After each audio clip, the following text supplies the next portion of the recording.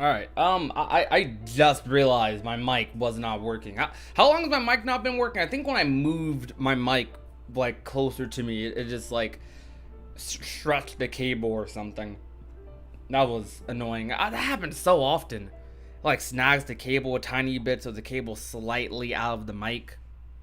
Happens so much. But what's good, everyone? How's it going?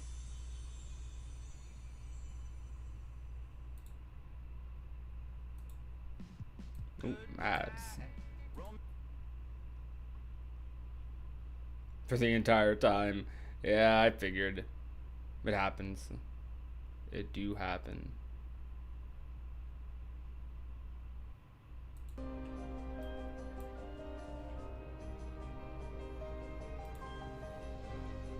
Was wondering why I wasn't talking. Yeah, I was just...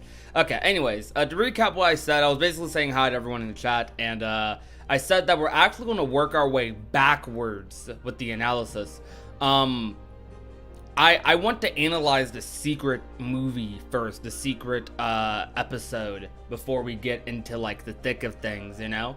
And I mostly say that because, I don't know, the secret episode is very interesting and very mysterious. And when I say the secret episode or secret post-credit stuff, it's I'm talking about everything just after these credits right here, like immediately after these credits is what I'm talking about. So we're going to analyze this a little bit first, then we'll work our way around, and then we'll look at certain scenes that people request. This is going to be like an analysis slash like big discussion stream. Should be very fun. I hope you guys are excited for it. There may be moments during the stream where I either stop to get something to eat, or I don't know, just whatever happens. Maybe there's noise in the background, someone comes to talk to me. Don't know how long the stream will be. Maybe like an hour, 2 hours, maybe 2 hours. We'll see. Since we're talking about Kingdom Hearts, it can last a little bit, man. Not gonna lie. But I asked also earlier in the stream, do you guys want chat to be on screen? Like, cause I plan on archiving probably a couple of segments of the stream into videos. So do you guys want chat to be on stream, or do you think it's fun that chat stays off? Same with alerts as well. Do you want chat and alerts to stay on during the stream, or do you want them off?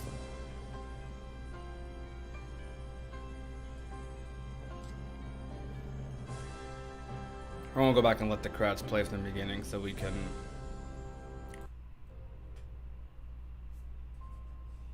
just talk over the music.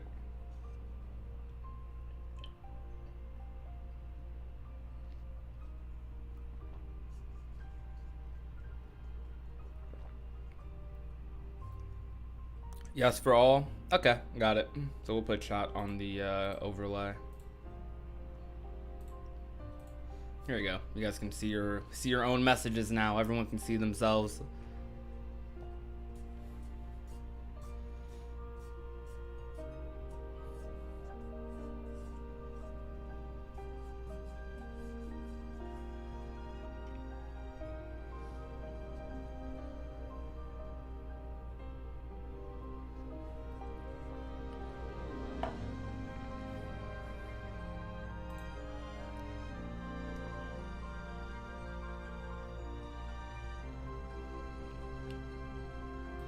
Can't process the fact the master's the reincarnation of the player. That was my spot if I was just closing that tab. I got a sneak peek of my playlist. Let's see. All right. Before we get into the thick of things, I want you guys to do 3 things in particular. 3 main, simple, easy things. I want you guys to like the stream. First and foremost, we have 150 people in the live stream. I'm trying to see at least 100 likes, at least 100. I think you guys can do that. If everyone left a like on the stream right now, we would get there pretty easily. Number 2 is share the live stream, because we're about to get into some crazy stuff, and I have some crazy things, thoughts that I have that I'm going to be presenting to you guys today. And number 3, hit that subscribe button. I know every stream has its lurkers, and if you're one of them, I'm cool. It's fine. It's all good. Just make sure you hit that subscribe button before you get out the door. That'll be all. You think we'll see Kingdom Hearts at E3? Not really. I'm not expecting at E3. I think it's 50-50, but I'd say personally, no. I think it's possible we see something related to Kingdom Hearts, like a Smash reveal or a collaboration. I don't think we'll see any like further pushing of the canon or anything at E3. That no. And what else am I trying to set up here? I'm trying to think. Oh, I know. Okay, I just wanted to drag Twitter on the other screen. Okay.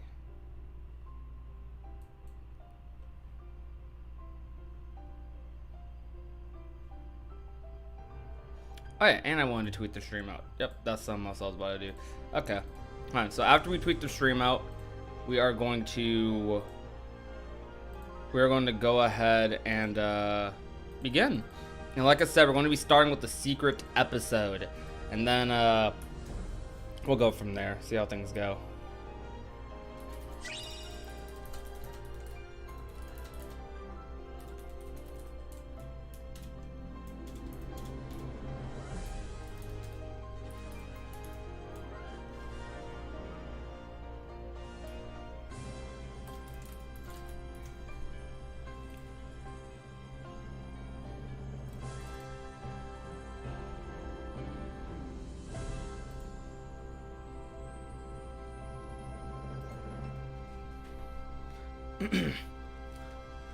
Alright, so we're going to rewatch the finale for one, or we're going to rewatch the secret episode for one, and then we're going to go ahead and then we're going to go ahead and look back and see just exactly what we can infer from all of this. No, we'll do it while we're doing it. All right. Yeah, this ending was insane. I love this so much.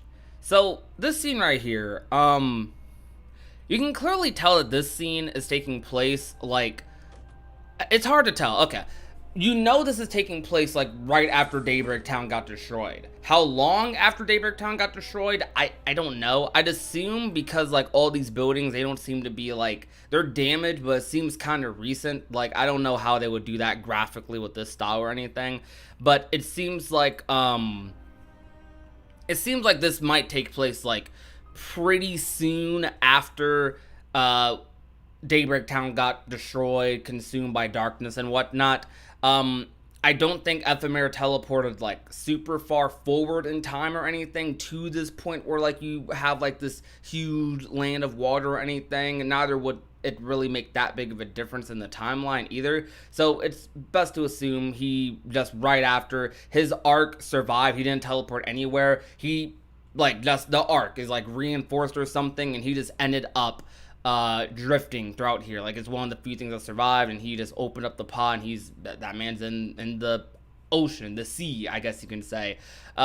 This also makes me think that just the pod survived and he didn't teleport anywhere is because none of the other characters like we see throughout this, none of them are in pods. Lorium isn't in a pod when he wakes up. Elrina isn't in a pod when she's like, well, there. Ventus isn't in one. Not all of them when they took the arc, they weren't still in their pods. We haven't seen Scold, of course, but none of them were still in their pods. Ephemer is. So this tells me, okay, he just didn't teleport anywhere. He didn't even use the arc, really. He just stayed there. Like he might have just accepted like death there or something. I don't know, or maybe something went wrong and it didn't work. But we know that this later ends up being Scala Kylum because of the secret ending. How exactly he built it, because he's in the middle of the ocean here. Probably some crazy Keyblade powers with the Master Defender, but some crazy stuff was definitely going on there. We know that's Scala. You could tell by the sky, the ocean, and the later cutscenes. This right here, you already know what this is. This is Cage 2. This is Maleficent coming back in Cage 2. I like that they put this here, but you already know what this is. Now, Elrina and Lorium really interest me. really interest me here. We're going to look at both scenes, then we're going to go back, and I'm going to explain some things.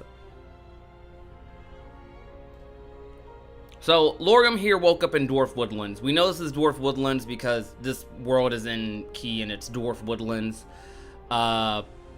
This is Enchanted Dominion. I mean, there are a few rocky areas in Kingdom Hearts, but none with this sort of stormy aesthetic. So you know this is Enchanted Dominion based off of, like, that alone. And Elrina, she's just vibing there. Well, I won't say vibing, but Ventus is in the Badlands. This scene is also extremely weird. The reason is not that Ventus is in the Badlands, because we know he ends up there after, like, throughout the events of BBS. We see him there multiple times. We know he ends up with Xehanort. But what's weird is this figure here. Who is this? Now, everyone is going to immediately jump to the conclusion and be like, okay, this has to be Xehanort. Let me give you a couple of factors here that make me think it's not Xehanort.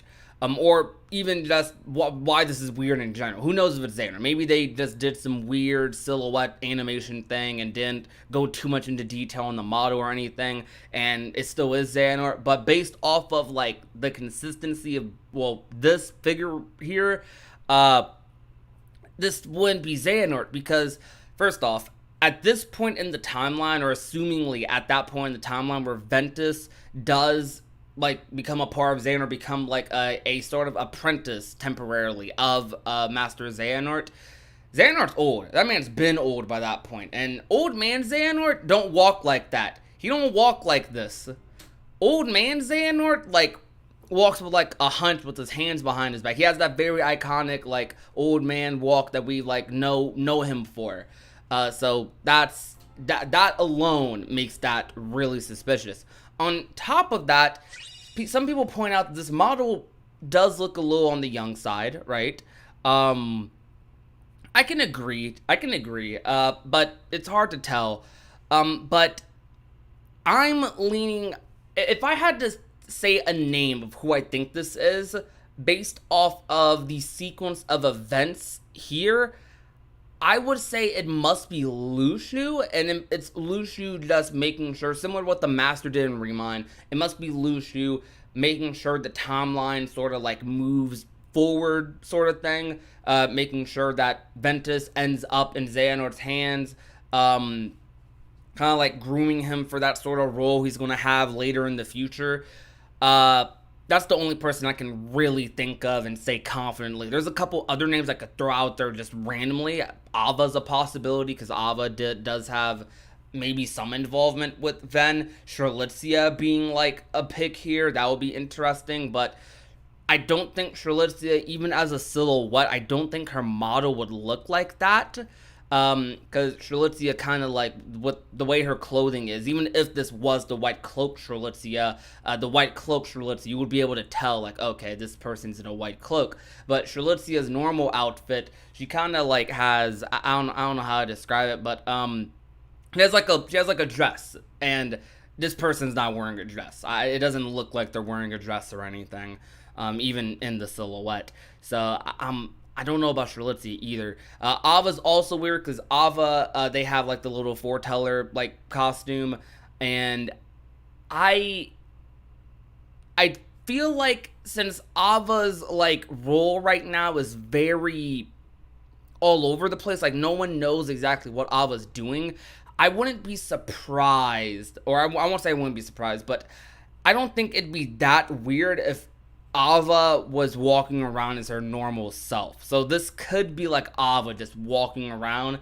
as her normal self, without the fox mask, without, like, the whole foreteller thing going on, because it's clear that Ava doesn't want anyone to know where she is, and doesn't even want to be identified necessarily. That's what it seems like to me, at least, since she's just gone doing something else. So I could definitely see that, and especially since Ava also attempted to mess with the Master's like plan and whatnot. So I could see why Ava wouldn't be walking around in her foreteller garments. So I could see that happening, especially since she has a lot to do with the dandelions. But I'd say I feel like the safer bet to go with would be Lushu, but Ava could also make some sort of sense. So that's what makes that scene really weird. We're gonna go back to the other scenes too, but the reason I say Lushu is because we see Lushu in the scene, and all of these characters here, all of these characters have something to do with Lushu in the timeline. Like almost all these characters, except for maybe Ephemer. Ephemer doesn't really have too much to do with Lushu at this point, but aside from Ephemer, a lot of these characters have some sort of major, like, direct confrontation with either Lushu, Darkness, or something like that. Especially characters like Marluxia, Orlorium, Larxene, and Ventus would with Brig as well. With Brig slash Zigbar. They would, like, them being around at the same time BBS, and then Lushu ending off this cutscene, kind of showing where everyone ended up. I could see it. Young Xehanort time traveling. That'd be so weird. Why would a time traveling young Xehanort be there? But it's not completely out the realm of possibility. It really isn't. But let's go back to these other scenes I was talking about that I said I was going to analyze. Okay, so what makes Marluxia being in Dwarf Woodlands really weird? Nothing he does here specifically is particularly, like, special or anything, aside from the fact that he gets up and he shows no signs of memory loss or anything. Like, this, let's play the scene from the beginning here. Man is just sleeping like Snow White here, and he gets up and, like, he shows no sign. Like, usually I feel like if characters were waking up and had, like, no memory, no recollection of what had happened, a lot of them would be like, wait, who am I? Where am I? What's going on? But Marluxia, all he sees is a butterfly, and, like, he's just like, oh, yo, a butterfly. Like, he's focused on, like, that. He doesn't seem to be worried about who he is or himself. If anything, he's a little bit more worried about where he is exactly, where he ended up like looking around the area. He doesn't seem to have lost his memories. Like, he definitely has his memories right here. It doesn't seem like the art causes memory loss, which is something very interesting. Maleficent doesn't lose her memories. It seems like some happened with Scold, and she definitely, I don't know, wherever she ended up. Like, cause, well, she likely ends up in Radiant Garden. We don't see Larxene wake up here, but I want to assume Larxene keeps some of her memories as well. But a big thing I want to point out is that a lot of these characters in Union Cross, they're a decent bit younger than they are in KH2 or like, in KH2 or like KH3. Like, let's pull it up right quick.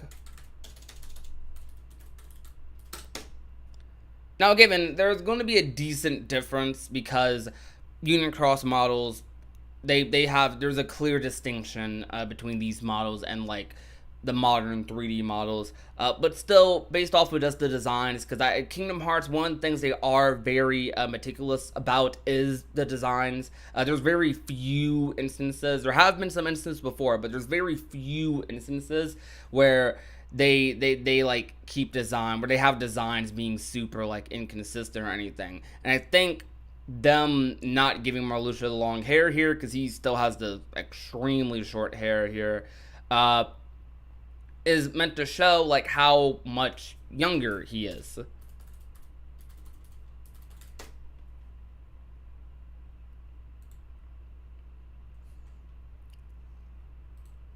I'm just pulling this up. Like, for example, like look at this Marluxia, like, art right here. Like, he is for sure just older. Like, would you guys agree with that, chat? Do you think it's agreeable to say that he is way older in like Cage, or at least looks way older in Cage 2, Chain of Memories?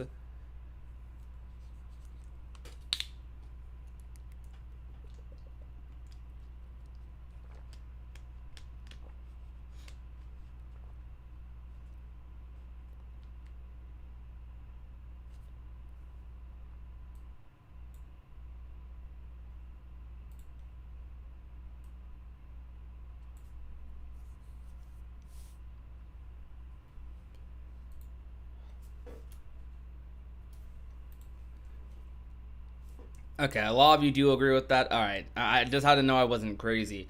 Um, and with that being said, this does affect the timeline of events a decent bit because it creates another point of interest. Because originally, a lot of us were just like, okay, Marluxia, Larxene, Ventus, we know where they end up. We know Marluxia ends up somewhere before Chain of Memories, Cage 2, or end of Cage 1 era, and he gets into contact with Xigbar, and gets recruited for the organization. Same with Larxene.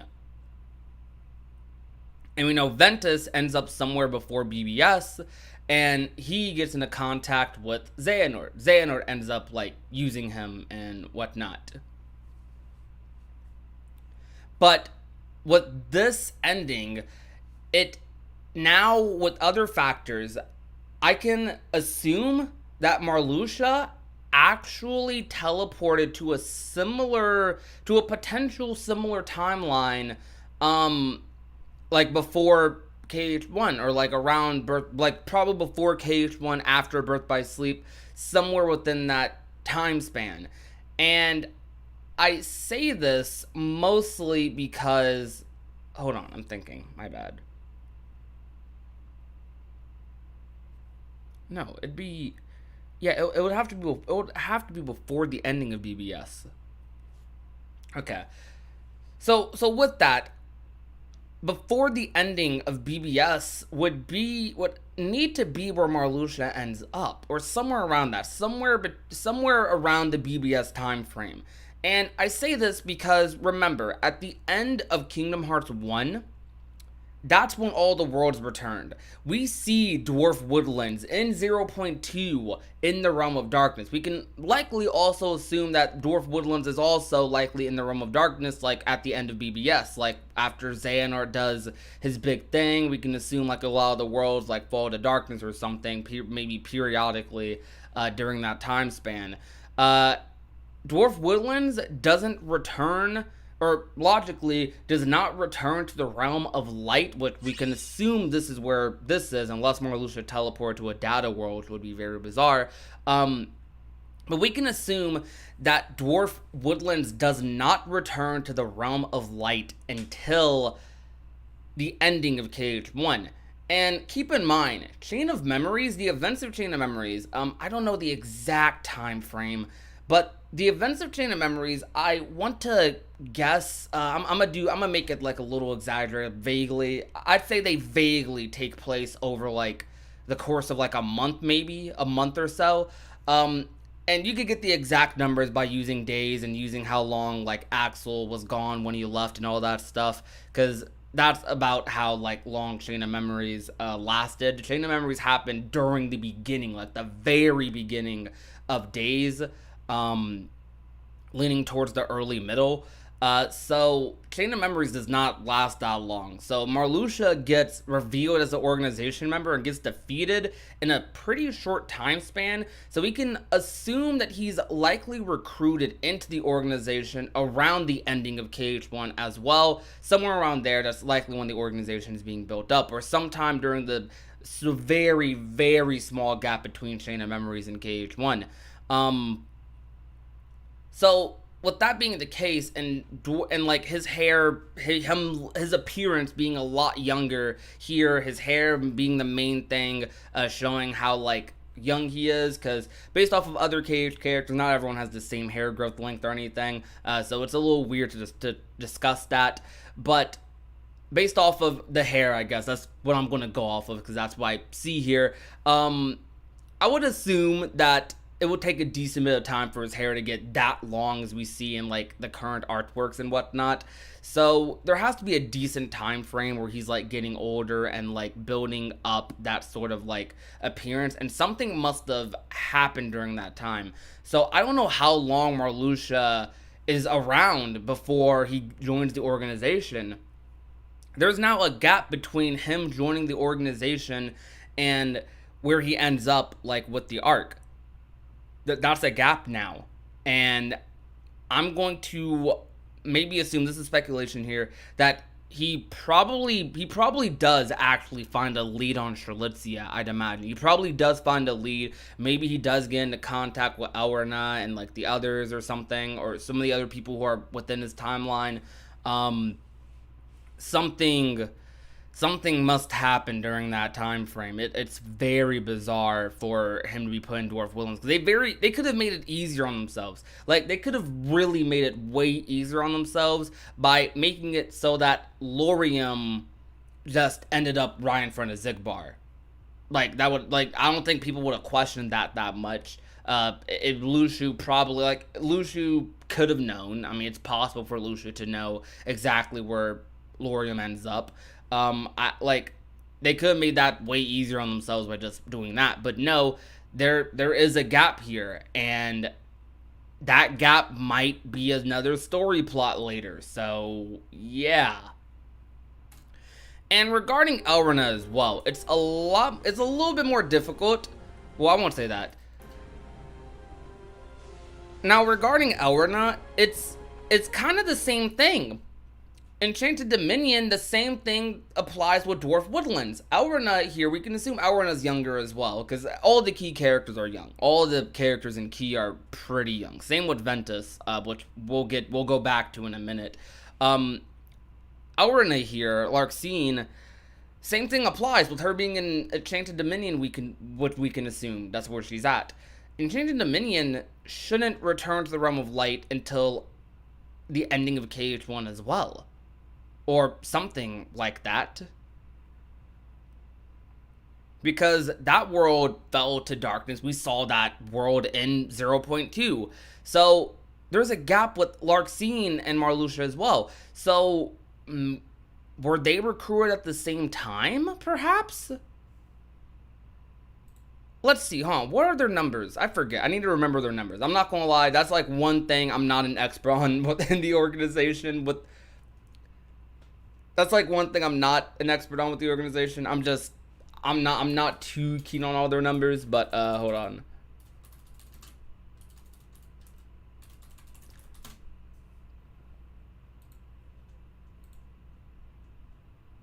Hold up.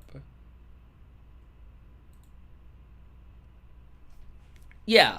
Marluxia and Elrina were recruited at like the same time. So they must meet up at some point. Like, they're the members they recruit before Roxas. So they must have met up at some point, and they must have encountered Luxu, or maybe up until the ending of KH1. Maybe they were around during the events of KH1. Maybe Marluxia and Larxene were doing something crazy during the events of KH1 while Sora was like in his like upbringing.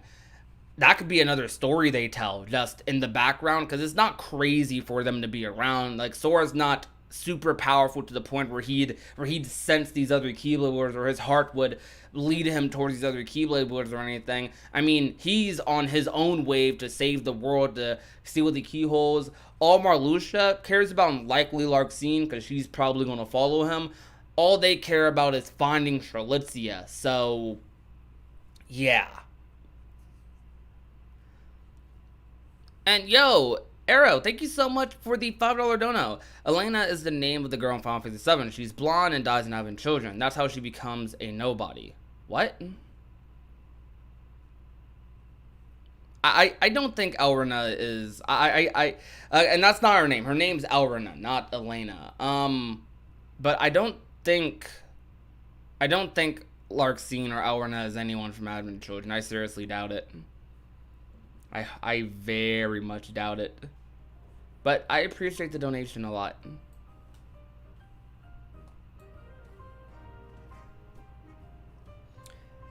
Yeah, I'm aware of that, Demix. He did say he recruited Marluxia. Yeah, Xigbar did clarify that he recruited Marluxia, and he did not mention Larxene, I'm pretty sure, but it's not impossible for Larxene to be recruited at the same time, or even around the same time. Maybe she escapes, like, from Xigbar or Luxu or something, but just momentarily. Or maybe they willingly join the organization so they can find even more hints about, like, Laurium's sister. Maybe someone in the organization has some sort of connection to Strelitzia that we don't know about. I mean, that part's definitely far-fetched. Very far-fetched. But I'm trying to think about what led them into the organization, aside from just Xigbar recruiting them, because that's what we knew before. But now with Union Cross giving us this new information, it makes it a lot more interesting. Like, what exactly, how exactly they get to this point, you know? And then, going back, like going around in a circle now, going back to the Ventus scene, Ventus is also younger here. Ventus is also younger here. Like, all of them have their same appearance from Key. They're all younger. So even Ventus here, there is a decent time frame. There's another gap for Ventus, just for Ventus. So this is all crazy. So is it really possible for 3 of them to end up in, like, the same time period? I mean, technically, yeah, because, like, Marluxia and Larxene and Ventus, they don't seem to be significantly apart from each other in age necessarily. Maybe, I don't know. It is possible, because Ventus is, like, because okay, I feel like if I had to guess, Larxene and Laurium probably aged a lot more than Ventus did, especially since Ventus was, like, asleep for a significant period. So Ventus, like, maintained this sort of youthful attitude, would make a lot more sense, since he, I guess, you know, he had less time to, like, be walking around. While Aurna and Marluxia, Aurna and Laurium, they had, like, a whole decent time frame. Maybe just a guesstimate of, like, 5 years to a decade for them to walk around and do stuff and figure stuff out, potentially, if they ended up around BBS time. So that's so weird. Like, that's another thing. That's another plot point they can just talk about. They can expand upon. Like, that's another gap in the timeline.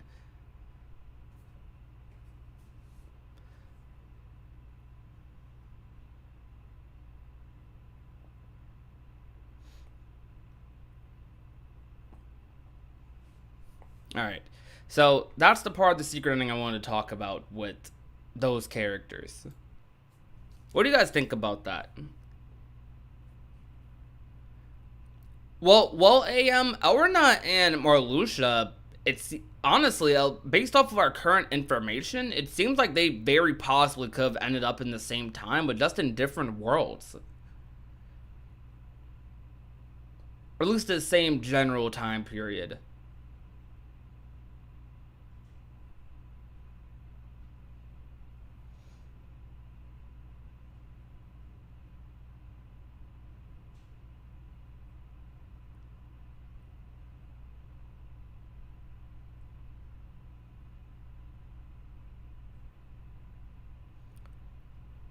And this scene here is definitely very bizarre.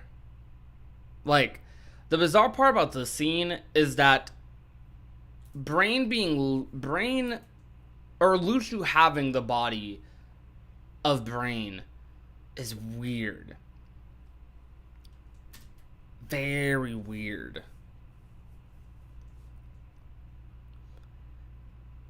And then on top of that, you see Brain in the scene directly after. Aurna's in the woodlands too. Is she? Aurna could be in the woodlands. Aurna could be in the woodlands. You're right. She could be. Hold on.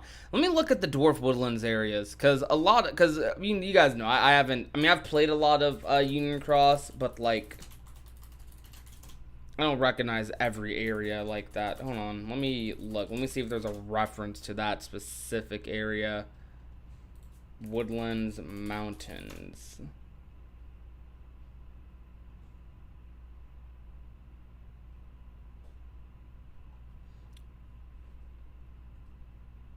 But the aesthetic, the vibe of it to me feels very Enchanted Dominion like.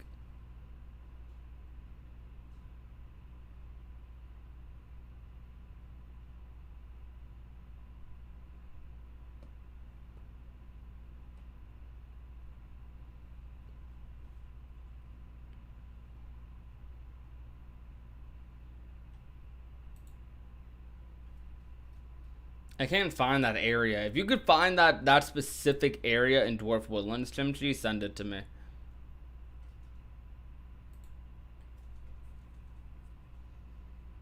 So apparently it's possible that Elrena's in Dwarf Woodlands instead, and that's just the mountain area of that. I went with Enchanted Dominion because that aesthetic very much felt like Enchanted Dominion to me, but I don't know. Um, so the way that okay, the way that I feel like it could make sense for Brain to be in Scala here and for Lucia to also be taking over his body. There is a roundabout way you can go to get to that point. Now, it is true, Luciu possibly could just be able to use Brain's body until Brain reaches Scarlet Kylum. However, that would still mean that Brain would have to travel as just a heart. That would mean that Brain would still have to travel as just a heart, going using the arc, which we can assume he used because he just ends up here. I'm going to guess that a vessel was prepared for Brain ahead of time. Luciu did use Brain's body. Luciu did use Brain's body to go forward in time, and Brain you used the arc, was sent through the arc as maybe just a heart or something like that, right? Or maybe they had an extra vessel for Brain, so that's possible. Um, or I mean, either or. Maybe Luciu gave Brain a vessel or something like it. Or you could say that Ephemer, being the master of Scarlet Kylum, left. Or you could say that Ephemer, who oh bad, someone came in. Or you could say that Ephemer, who left a vessel for Brain, likely being the master of Scala and having the Book of Prophecies, very likely could have just prepared everything for Brain on his arrival, because obviously Sigurd knew he would be here somehow, so I would imagine they would prepare for this sort of event, and Brain's using a replica at the moment. So I could definitely see that. I could see that.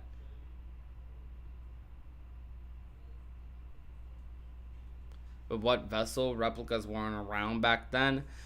I don't know. I mean, honestly speaking, previous Kingdom Hearts societies seem a lot more advanced than our current ones. I think a lot of us can agree on that. Like Scala, Kylum, Daybreak Town seem a lot more advanced in terms of technology than any of the other original worlds we have. Seems way more advanced than Radiant Garden, seems way more advanced than your Traverse Town, your Yensid Towers, any of that stuff. Like, it's clear that they had to rebuild these civilizations.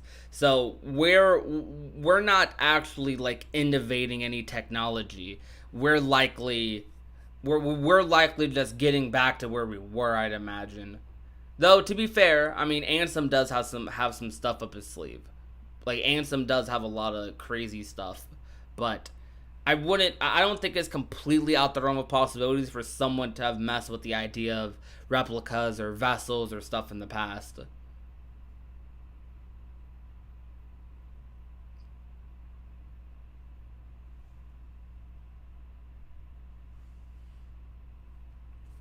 But that is very weird to explain, like, for sure.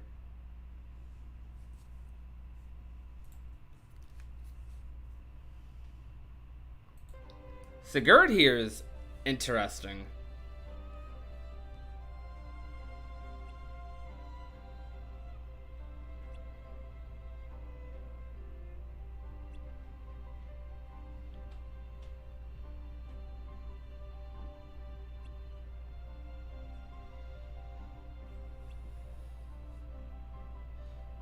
Yep, the hat's the medium.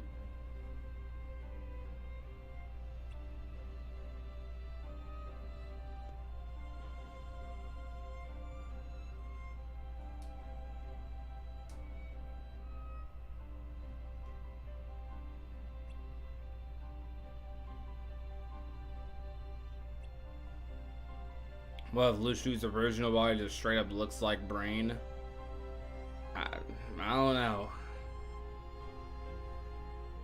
Cakes don't be having coincidences like that, so I doubt it.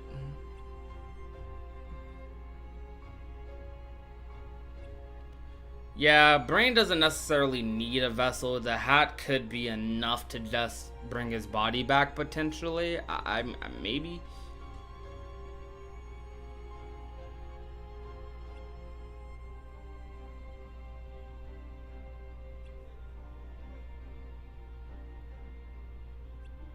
Because the replicas are mainly for hearts that don't already exist, right? Or hearts that aren't like, that just don't have a body. So they probably don't need a vessel. Maleficent didn't need a vessel. You're right, that's true. Very true.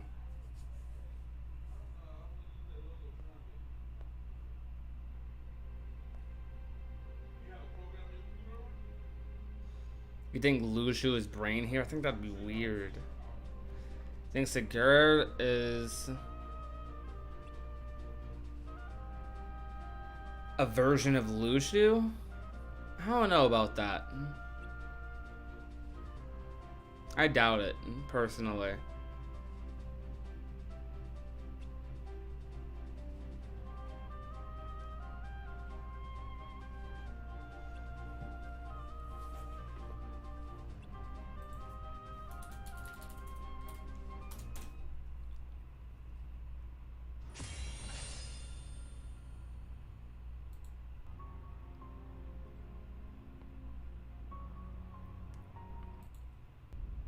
Alright, now we're going to work our way back, because we looked at the secret ending a decent bit.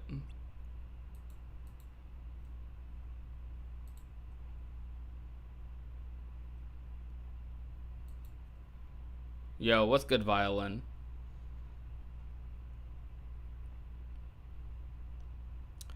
Alright, so,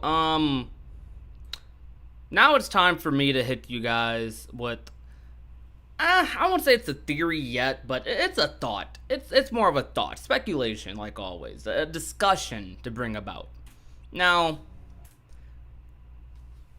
it mainly revolves around the Dream Eater thing. The Dream Eater and all the players and stuff, and them being kind of, you know, what they turn into.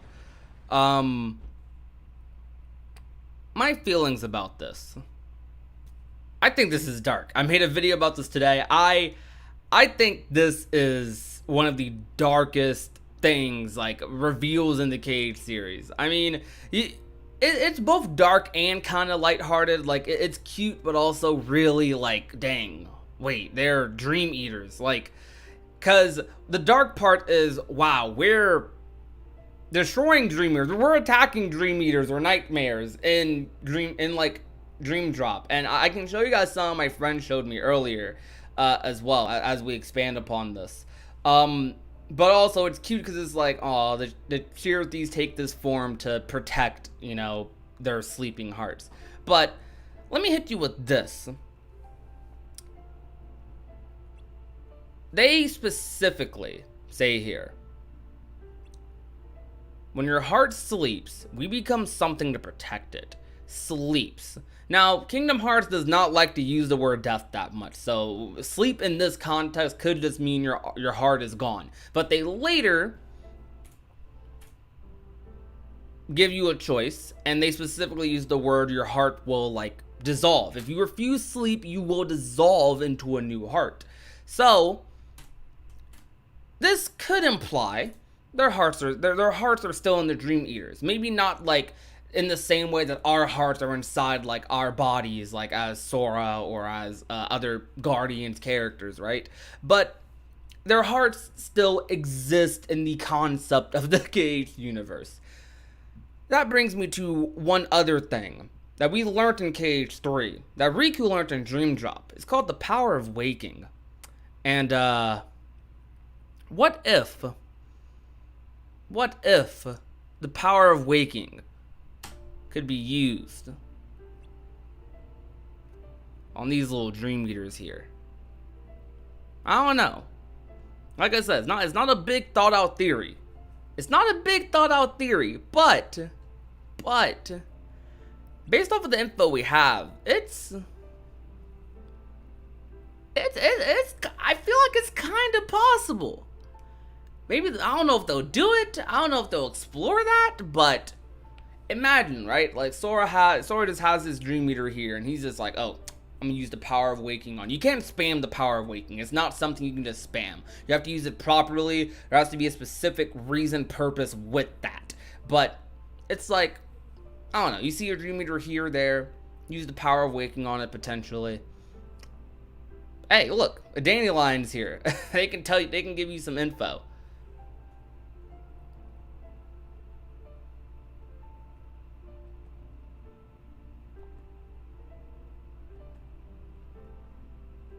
What do you guys think about that?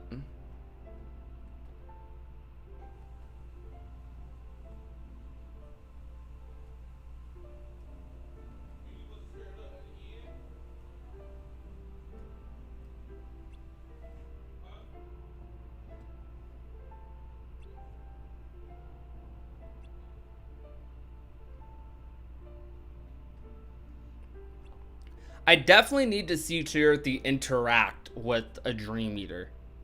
Like 100%. I need to see that. Cause I wanna see it. I wanna see Charity look at a Dream Eater and just be like, wait. What? What? Like, that's what I want to see.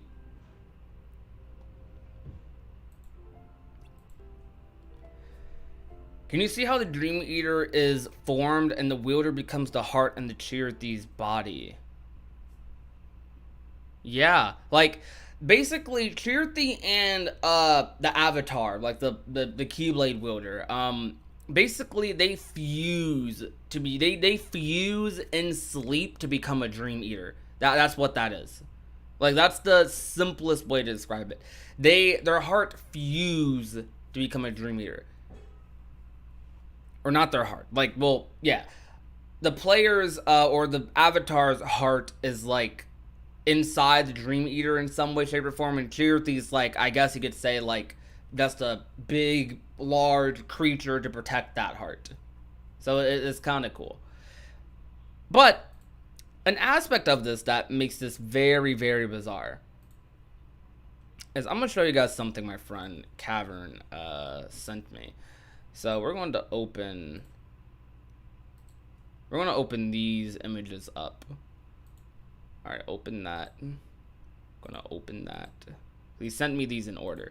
So my friend Cavern, I messaged this to my friend Cavern last night, and or not really last night, but I sent this to him at like 1 a.m. and in the morning I saw he did a little bit of research on like these Dream Eaters and Nightmares. He looked at like some text of them and what they are and whatnot, and he highlighted some of these for me, and I was like, huh. So I want to read these.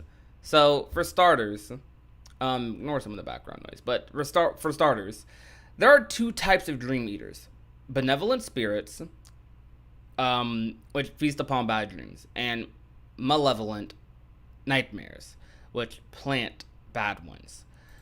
Then right here, Nightmare Charity proclaims that nightmares like it exist during Key, like it exists to show people bad dreams, allowing them to sever connections and live freely. a concept that Cherokee is unable to understand. And then this, nightmare dream eaters outnumber spirits. So there's more nightmare dream eaters than there are regular like dream eaters. And you see that in Dream Drop Distance. Basically, rereading this one, Nightmare Cherokee proclaims that nightmares like it exist to show people bad dreams, allowing them to sever connections and live freely. So, if you want to spin that quite a bit, you can interpret that in a bunch of different ways, right?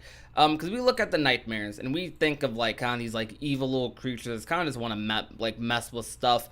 But in reality, nightmares are actually they're born from the player's heart. They are born from the player's heart, or the player, or the avatars, whatever we want to say, the Keyblade wielder's hearts. That's the best way to say it. If you want this to get even more dark, the way I interpret that and the way Cavern described it to me, I'm going to read off exactly what he said to me on Discord with the text. He said, nightmares, I assume, were created due to the Keyblade War. The master said that the spirits become nightmares whenever their heart is tainted with darkness. Given how messed up all of Key is in general, some people probably held a really big grudge against the events of each other. That's what he typed to me. And I'm like, nothing he said there was super wrong. Nightmares are basically, like, even in death with all of these Keyblade wielders, or even in sleep, whatever term you want to use. These Keyblade wielders, because, like, some of them died or perished during the Keyblade War, because, like, all of this stuff happened to them while they were alive, they have this that darkness doesn't go away just because they get defeated. So if they choose to become these little dream eaters, like if someone who isn't like the player, right? Or, well, player has two Cherokees for some reason. That's still something that hasn't been fully described, because the player has a nightmare Cherokee and has this Cherokee here. That's something very bizarre that we might need to discuss another day. But theoretically, if you're not the player, you're not the broken protag with two Cherokees, if you don't have all of that animosity, don't have all of that grudge, if you don't have, like, if you're not, like, regretting, upset about anything, you, instead of turning into a dream eater, you turn into a nightmare. And that makes it even more dark, because as a nightmare, based off of what, like, Dream Drop described it as, or based off of what Key described it as, Nightmare Cherokee proclaims that nightmares like it exist to show people bad dreams, allowing them to sever connections and live freely. A concept that Cherokee is unable to understand. It sounds like they're just torturing inside to me. It sounds like, when I see that, like, this line right here, it makes it sound like even at the end, that this darkness is still, like, in them, and all they want to do is just get it out. They just want to let go of it. That's messed up. What is wrong with Nomura, bro? That's messed up.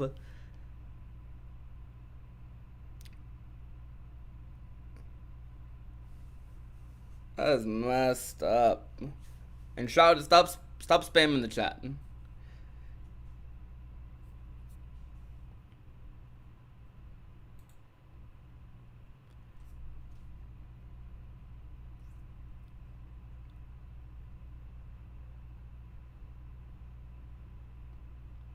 Nightmare Cherokees kill their wielders or sever their ties.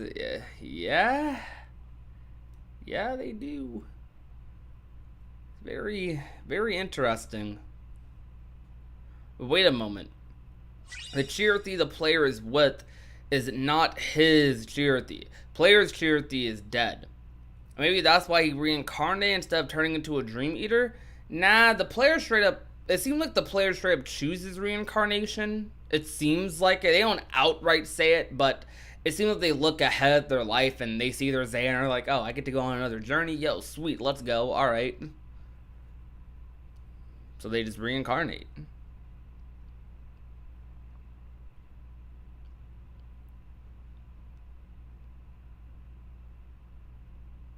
Man, Kingdom Hearts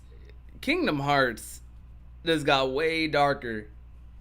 Way dark. I mean, the series has a lot of dark tropes that are like, I guess, not really pushed to the back, but there's a lot, like, when you think about some stuff in Kingdom Hearts, some of the stuff is really messed up that like certain characters are doing, that certain characters like Xehanort are doing, or when you see things like the Realm of Darkness, there's a lot of messed up stuff going on.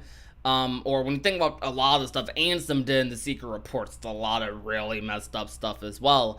But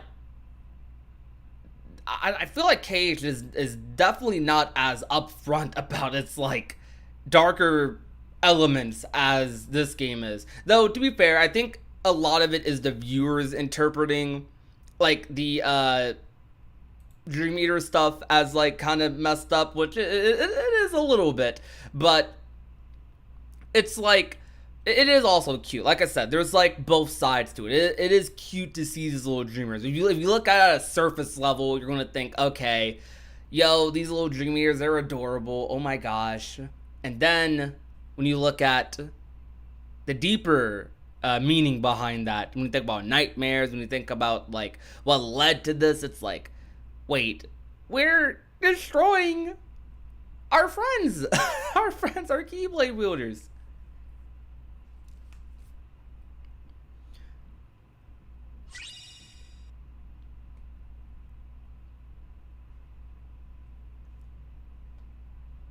The player's heart was strong enough to not be corrupted by darkness, but another spirit grew from all the darkness the player was harvesting.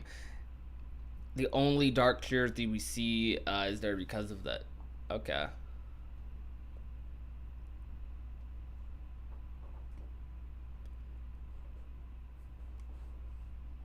In terms of Dark Cage stories, I would probably say the darker ones are for sure, like, Key is definitely up there. It would be Key, and then likely like Days, and probably Birth by Sleep for like the darker Cage stories. Those are definitely the dark ones.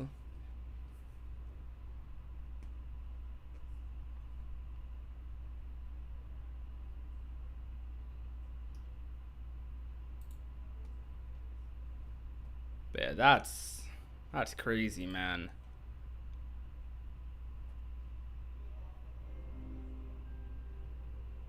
So who's the old guy? I'm curious about who that old guy is too.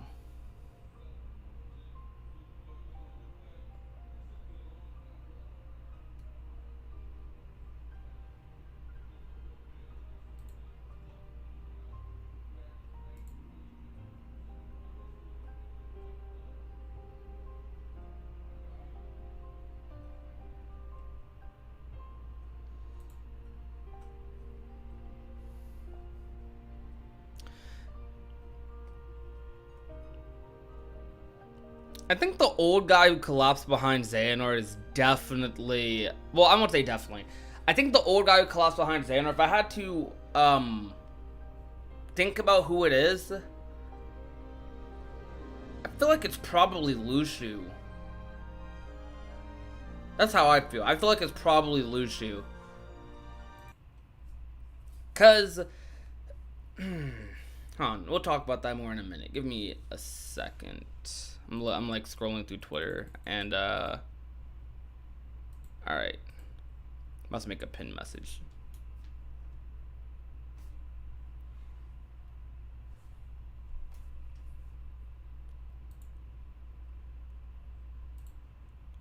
That's my background. By the way, thank you guys a lot for the recent support on the video. Like, this video is almost at 10K in less than 5 hours. That's wild. That is absolutely wild. You guys are crazy for that one. Thank you.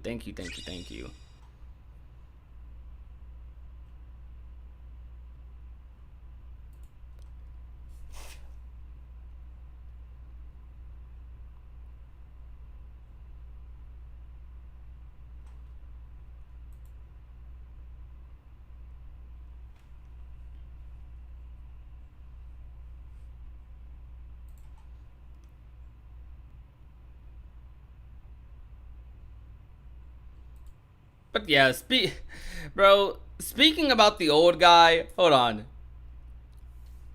Speaking about the old guy, we have someone in the KH series who died faster than Strelitzia. We have someone in Union Cross who died faster than Strelitzia.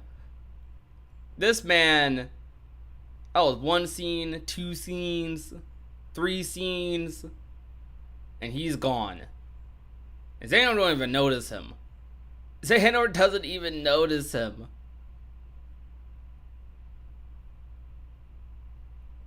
That's wild. But talking about the old man more. This weird. So this guy who's taking Xehanort clearly knows about Xehanort. And I say that because they specifically watch Xehanort on the Destiny Islands until he becomes like, well, what we see him as today. And then it transitions to Scala and the old man isn't there anymore. He specifically stays around until Xehanort reaches this point. And I think that's really important because that tells us that he probably knew who Xehanort was. Let's see. He took him, or he got Xehanort from, I'd assume, his mother, or I know people are speculating it's Ericus's mother. Logically, I don't know why it would be Ericus's mother, but I know most people are going off of like the look, and her and Xehanort don't look that much alike aside from the silver eyes that Xehanort has, which I think is enough. But it's really up to like, I guess it's up to Nomura, whatever he wants to say. But I'm gonna say it's Xehanort's mother for now, because she's holding the baby. She's giving the baby to this guy. Regardless of if she's like the biological mother of Xehanort, she's basically Xehanort's mother here. Like, she might as well be. She took care of Xehanort for however long she did. Maybe it was like a week or two or something. I don't know. This man's mad young here. But this old man definitely knows about Xehanort's powers, definitely knows about the outside world. It could be Ephemer, because Ephemer did read the Book of Prophecies, and does likely know about what happens later because of the book, and Xehanort's likely mentioned in the book. So I could see it being old man Ephemer, but I feel like Ephemer, even as an old man, wouldn't walk around like this. I mean, think about it. Ephemer is the like first master of Scala at Kylum. Like, why is this man around doing this? And I don't even think Xehanort's born at all by the time Brain gets there. Like, I seriously doubt he is, based off of the timeline of events, because I'm still assuming that Brain and Ericus are related, and I'm going to assume that Brain is likely just one of the masters after Ephemer. So I think Ephemer is long past by the time Brain's there, or at least recently passed by the time Brain's there. And Brain is likely either really old, like someone's granddad, Ericus's granddad, likely, or is I don't know, or is just straight up gone by this point. And by the time Brain is old, Ephemer's definitely been gone, like a long time ago.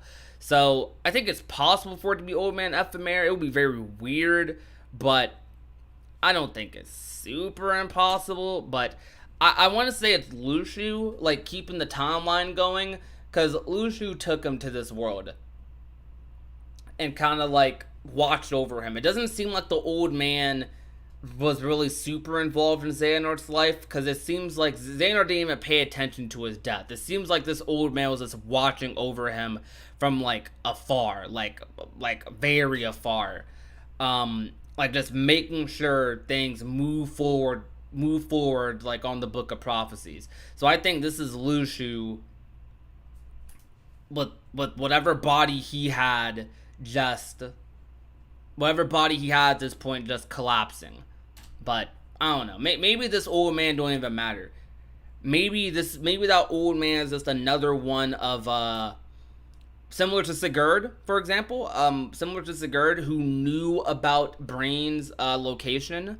I think it's possible that like Ephemer had like a big contingency plan to make sure that the book was kind of followed, that things kind of went according to plan, or for some reason, I don't know, made sure things kind of like happened, I guess. Maybe. I don't know if that's within Ephemer's character to follow the book through and through or what, but I don't know. Maybe he realized the importance of the Book of Prophecies and the plan, and maybe that old man was just someone specific, someone he hired for later down the line, to have that role to watch Xehanort as he grew up. It's weird. It's really weird. I would definitely say I feel like it's probably Lushu based off of the timeline of events, because once again, like, Brain ends up here at this point, and if we still go off of the assumption Brain's related to Ericus, which is very, very likely,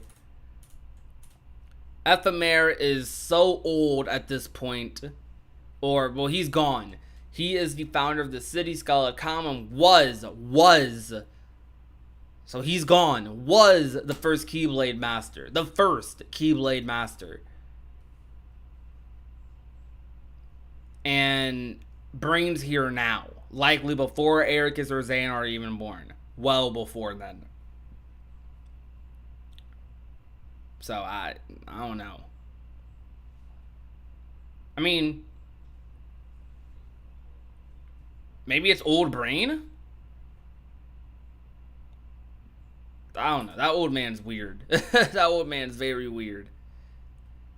How is it Gerd get Brain's hat? I don't know. Lushu could have told him to take the hat off so the hat could be the medium, or they just remade the hat. Like I'd imagine it's probably not like super hard to remake that hat. Like, have you seen the city? Oh, I gotta go forward all the way again. I don't know why I didn't just skip forward, but do you see this city? Do you see this city? Like, they can make hats, bro. They can make that hat again if they want to. They could definitely make that hat again if they really, really want to.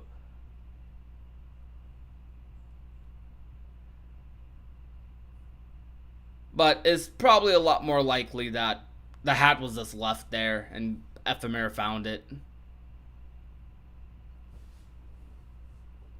Because if Lushu does have Brain's body, then Lushu didn't need the hat. He has a hood, bro. He has a cloak. He won't need the hat.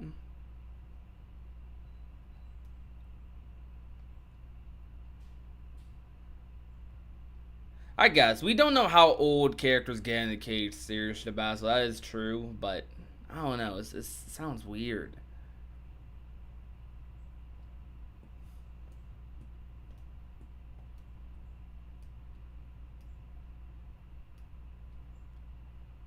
Well, we don't know if replicas existed yet or not. I mean,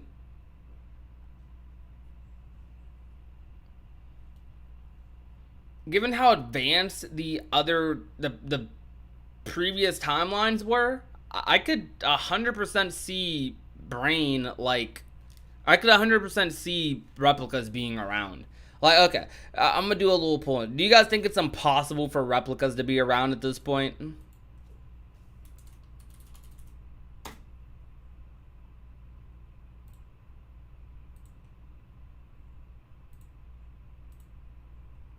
I don't, because this timeline's super advanced, bro.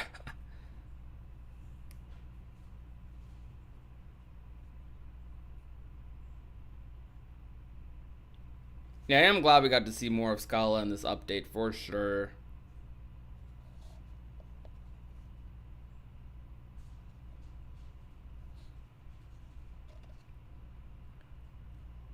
Like, think about it. The modern Cage characters barely even know what a Scala at Kylum was. I mean, Yen Sid seemed to have kind of known, but I doubt anyone else knew what Scala was. Most of them, probably no one knows about Daybreak Town. Like, nobody probably knows about Daybreak Town except like a very select few.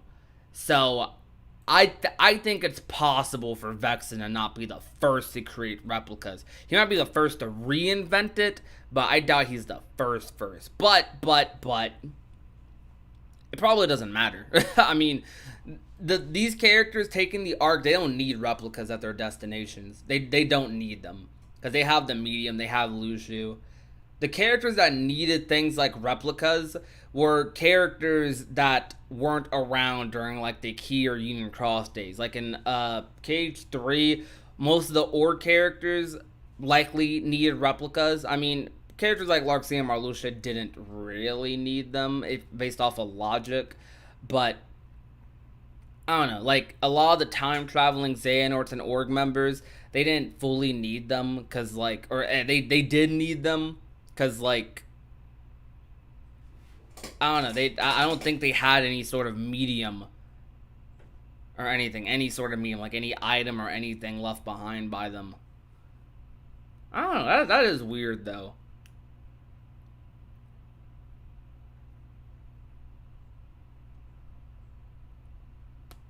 If the Book of Prophecy was read, then Ephemer knows about replicas. He clearly had a plan to get Brain there, as Sigurd says. So I mean, that is true. So Ephemer could have just. I mean, Vexen maybe technically did create replicas, and because Vexen invented replicas, Ephemer was able to invent replicas in his timeline.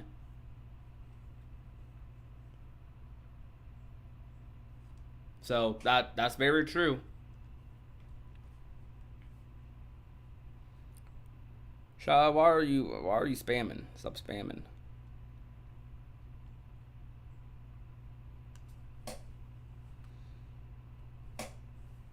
Not everything in the book's actually true. Yeah. Well, I don't know if not true. It's not like accurate like to the finest detail. It's the Book of Prophecy is like vaguely accurate sort of thing.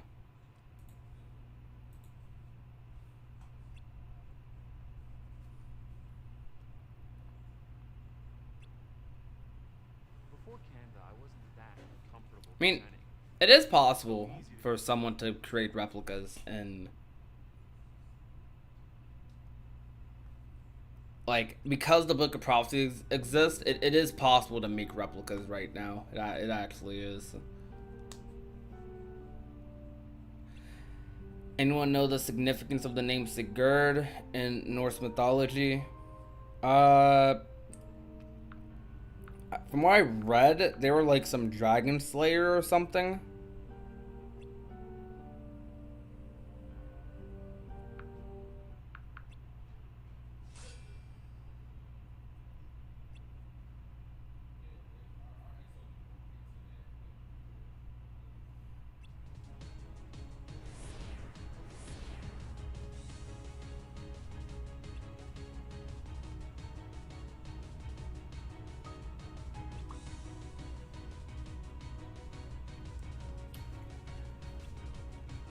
Brain might have been sent through a pod then. I do think Brain was sent through a pod. Hold on, let's look at this Brain cutscene. Is there a pod left?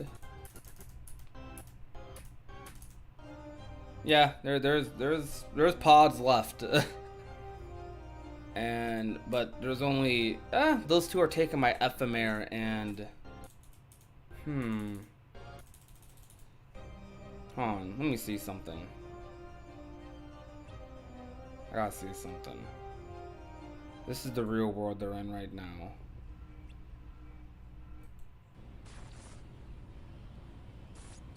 Why was this world glitching out, by the way? Like, I thought this was the real world here. Why did this world glitch out like this? Like, as if we're still in the data world here. That's very bizarre to me. Oh, gotta skip again. Is there an extra pod? Nope, there isn't an extra pod here, actually.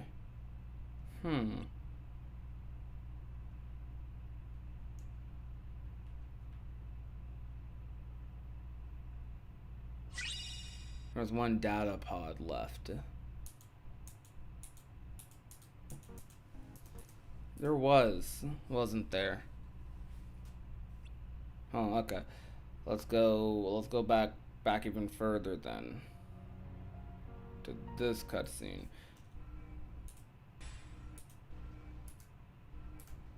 No, this is them ending up in the real world.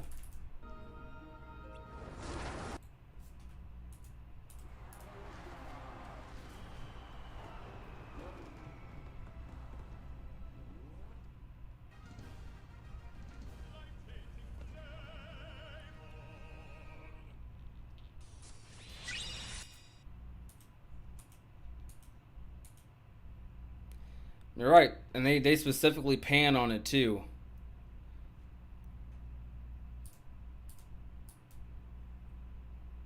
You know what?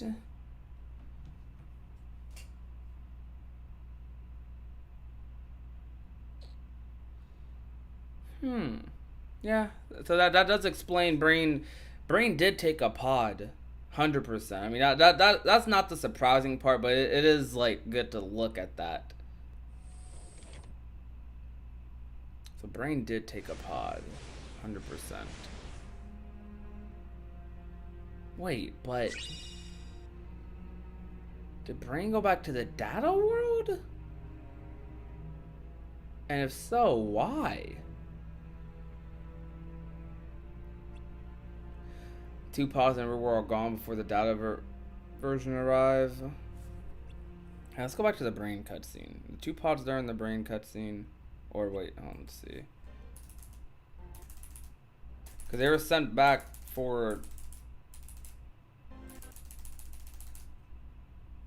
Yeah, those two pods are for Ephemer's Gold right here. These are the ones that are sent back for Ephemer's Gold, I'm pretty sure.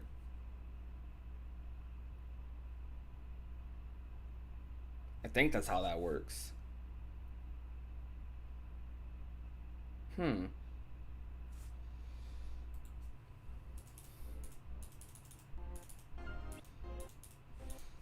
It's a very interesting thing to think about.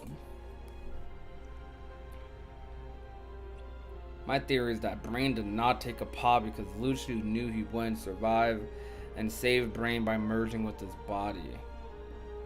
That is an interesting theory for sure. I could see that happening.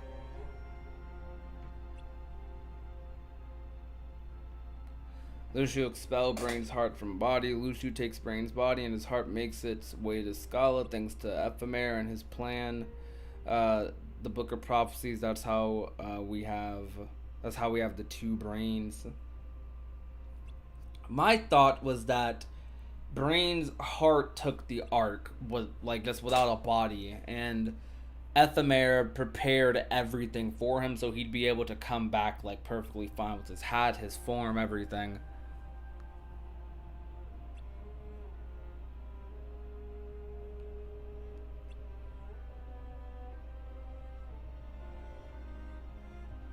I know Denizen.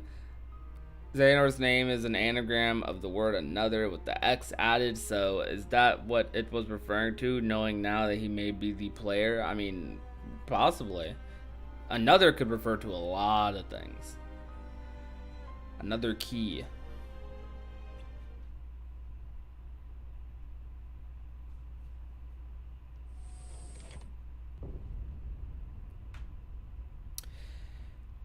I wonder how the arc's still around, though. That's something I'm very curious about. How is the arc still around? And yo, Joel, thank you for the $5 dono. Prodigy begged George to make a MILF Nort blender. Bruh, you do that. You do that. Mommy Nort. Baby Nort. We have 2 extra Norts now. Oh, hit my mic, my bad.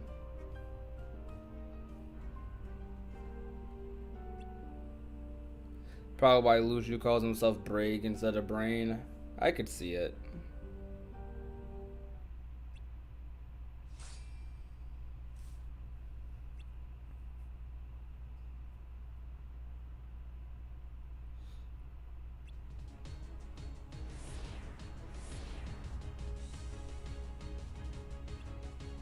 Cajun Sour sounds like Lucio wants to save Brain.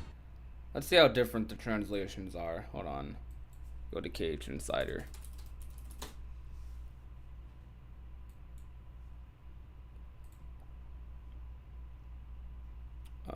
Which cutscene is it? It's this one. Okay, let's look at this.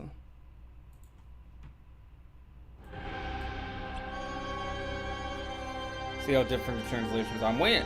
Man, I still want Global to release it so I can still play the finale on Global with my character.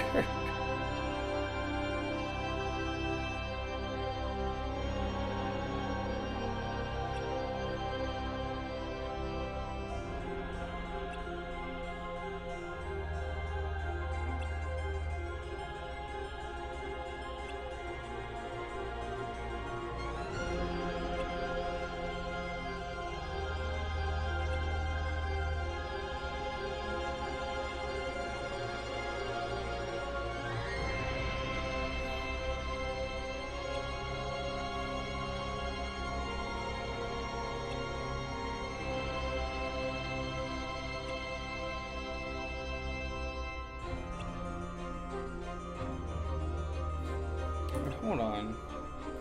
What?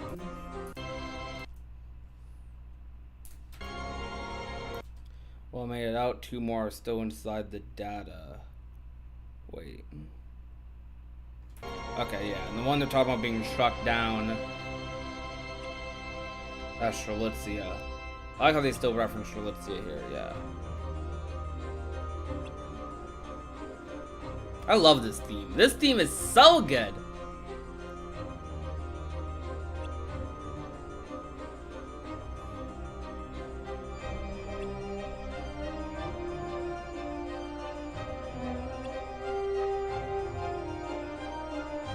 They don't normally do that in updates, just the straight up camera cuts like that. They usually do a lot of panning and zooming.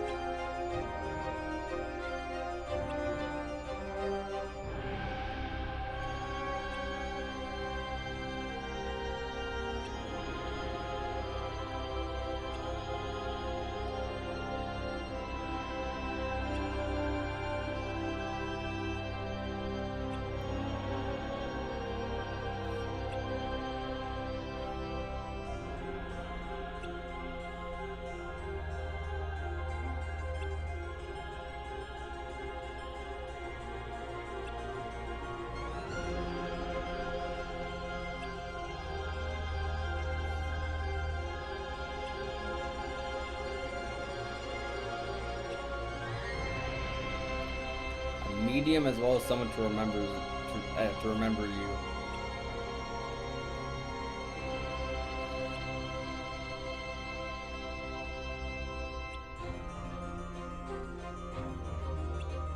I wish Brain asked way more questions here.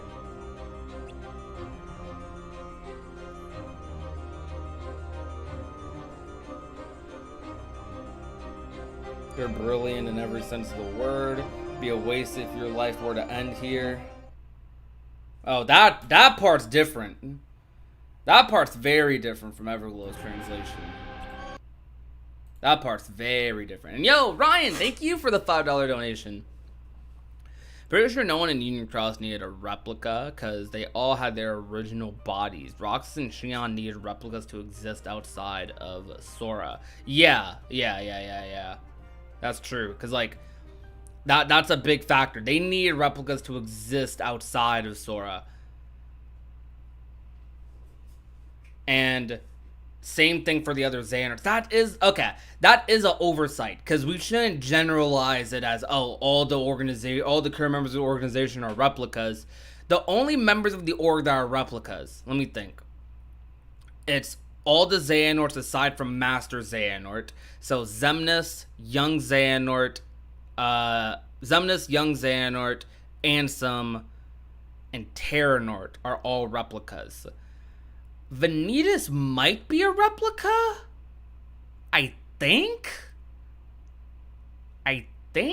Dadariku's a replica. Repliku. Old Repliku's a replica, obviously, so that's 5. And then you have Xion, who's a replica. Yep. That's 6 replicas. You sure Terranort wasn't a replica? You're right, because Terranort isn't a replica. Terranort was just like a hollow vessel, right, without Terra's heart. But Xehanort put his heart inside of Terranort, right? Okay, so mine is Terranort. Am I forgetting anyone else? Yeah, so I think there's 5 replicas in the organization. No, replicas are Xemnas, Vanitas, Ansem, Repliku, Xion, that's it. Is Vanitas Vanitas is a replica. He would be a replica. I don't know. Vanitas being a replica is weird.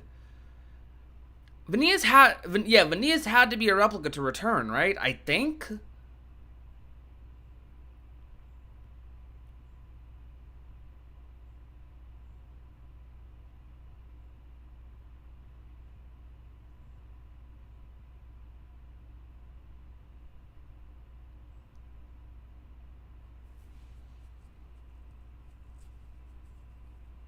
They still didn't hard confirm if Vanitas was Darkness, but he's definitely a Darkness.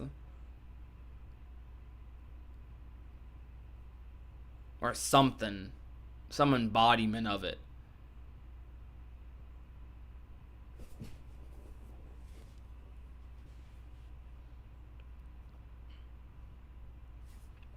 Okay. So back to the analysis. There's one cutscene we gotta analyze even more. Let's see, which one was it? It was the Master of Masters and Lushu cutscene, which is, I'm skimming over it right here. What the? I messed that part up.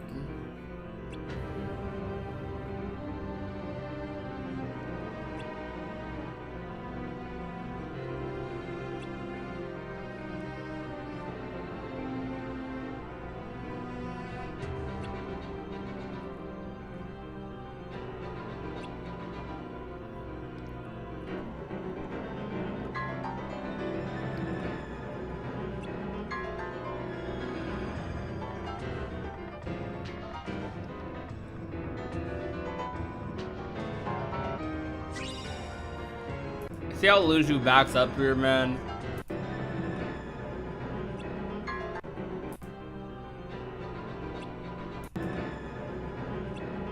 Our Plowhouse is hit at last. Crazy.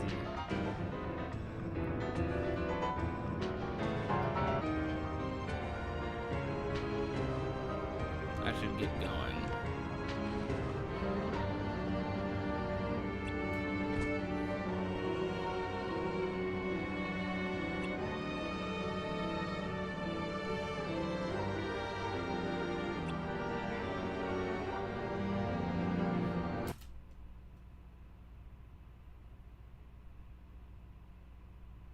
Shifted from physical attacks to attacks on the human heart.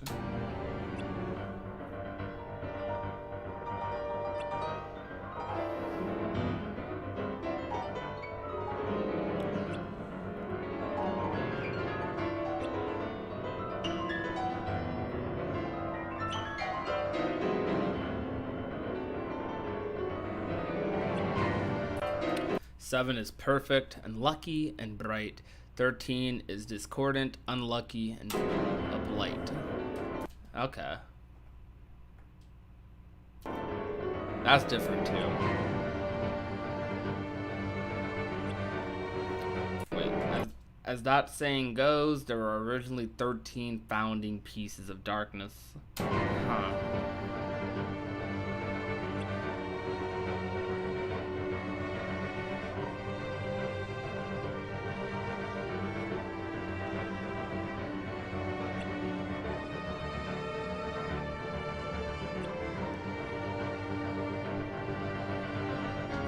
I definitely think Radiant Garden has part of Daybreak Town or Scala in it.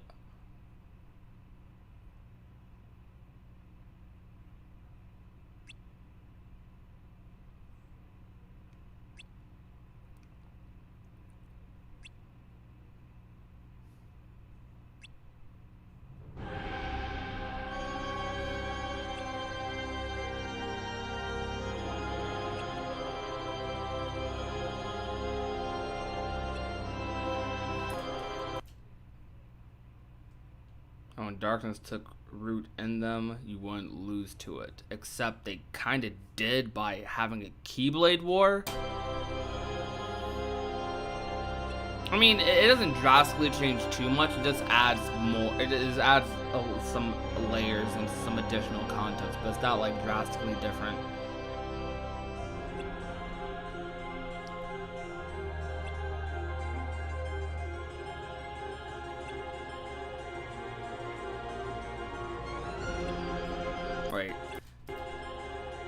Among them are 7 particularly deadly ones. Or they're primed for being locked in our hearts.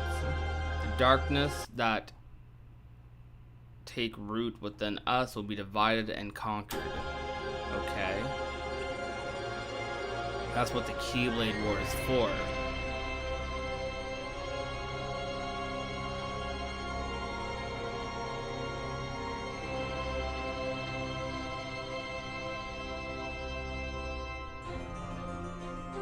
So the traitor among the Union leaders, the war, it's all for this purpose. That's right. A passage in the Book of Prophecies is a tool. Negative emotions like suspicion and discord create prime nesting grounds for darkness. That's the same, of course. You ought to feel them within all of your hearts. As conflicting emotions collide, they become amplified. Just the 7 strongest of the 13 darkness will reside in their hearts. As for the other 6, well... For the other 6 darknesses, 5 will be locked away in the new Union leaders who will come after we're gone. And 1 will remain trapped in this world. Okay, I'm thinking. So, the other 5 Union leaders are all going to have darknesses harboring in them.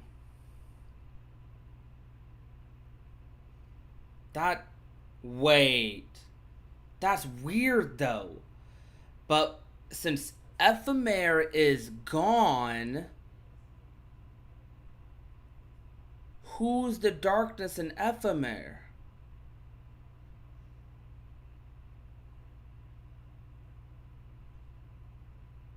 What? Wait, hold on. I'm thinking about something. Remember, Ventus isn't supposed to be a Union leader. Strelitzia. Okay, Ventus isn't supposed to be a Union leader. Strelitzia was supposed to be one. So the Master... Huh.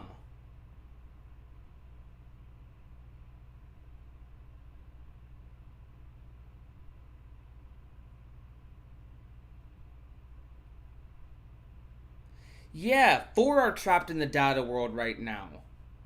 So So did the Master's plan mess up already? Did the virus really mess things up? And Ava?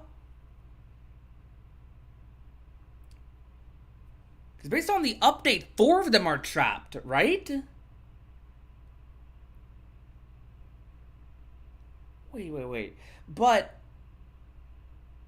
Ventus did man, okay, I'm really like thinking right now. Ventus has so the one who's not a Union leader has a darkness within them right now. Yeah, only 2 made it out the data world.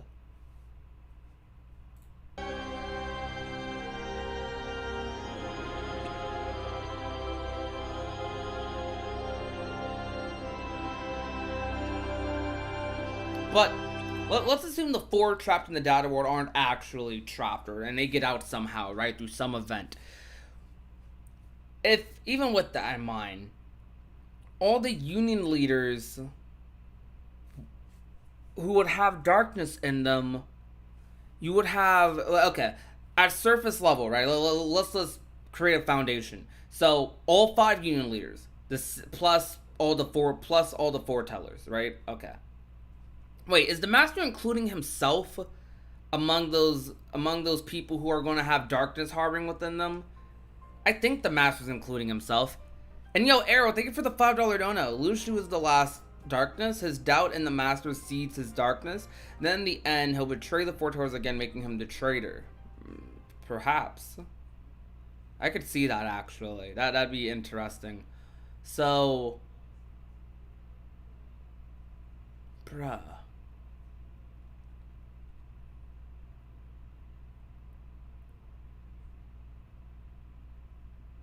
Alright, so let's just take it at... Okay, so the Master is including himself. Alright, so you got 7 darknesses plus the 5 Union leaders and the 1 who's supposed to be trapped in the data world.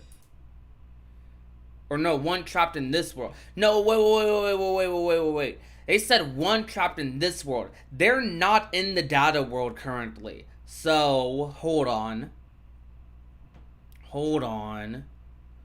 What does that mean? What?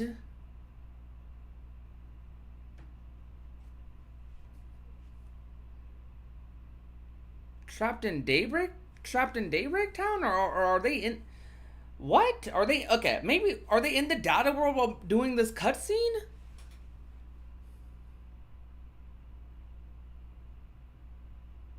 Yo, my brain. Okay. Back again. Rewinding. Okay. So, all the 7 foretellers plus the master, or all 6 foretellers plus the master. That's the 7 darknesses. Those are the strongest darknesses that are going to harbor darkness. Yeah.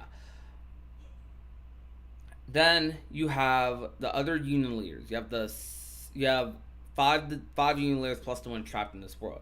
So you have Ephemer, Scold, Lorium, Brain, and Strelitzia. We know Strelitzia is still around somehow, so she is likely. The master probably took it upon himself to make sure Strelitzia harbors the darkness. But I feel like all the union leaders are going to be replaced by the guardians. I have a feeling. That's weird. I don't know what to think about that.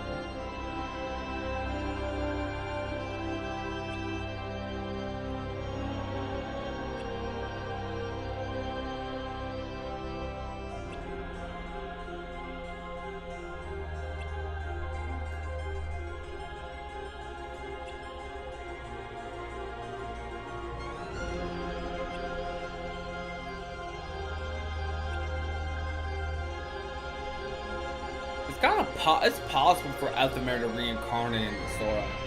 Honestly, it is.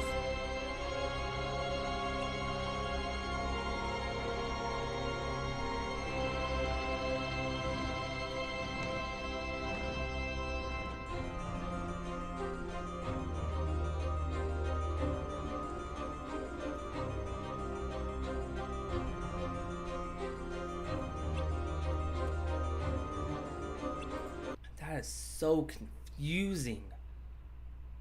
So that's the master's plan. Ava messed it up though. Ava definitely screwed that plan up.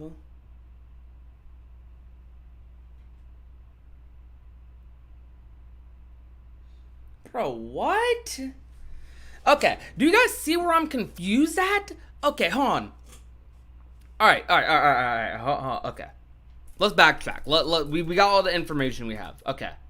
I'm super confused about this. Yo, what? Okay, so the master... Well, we're going to mute this. Music's super good. We're going to mute it. Okay.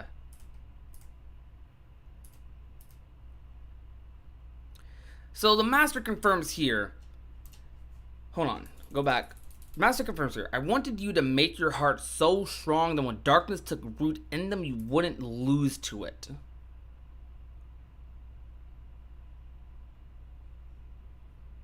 Okay, I get that part. And darkness, okay. Darkness that takes root within us will be divided and conquered. So he says us here, and the master is including himself. So 7 of the strongest darknesses will be within all of them. Well, it will be within Lushu, the master, Gula, Envy, Ira, said Ava. So that's 7 right there. Okay, so that the strongest 7 are all within them. Okay, I get that part. But the part about the union leaders is weird. Let's skip ahead even more. As for the other 6 darknesses, because remember, the master said there's 13 darknesses in total. There's 13 in total.